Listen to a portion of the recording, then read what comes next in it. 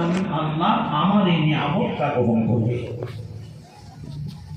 হযরত জিবরাইল আমিন আলাইহিস সালাতু ওয়াস সালাম আল্লাহ রাব্বুল আলামিনের দরবার থেকে আল্লাহ জমিনে অবতরণ করার পরে মাটির কাছে আসলেন।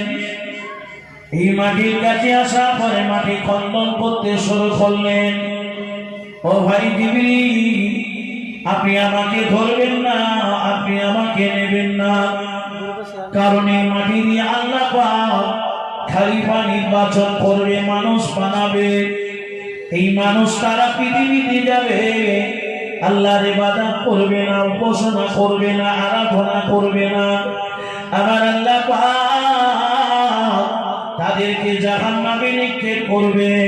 আমি মাটি, আমি আপনার কাছে দিতে অস্বীকার করি।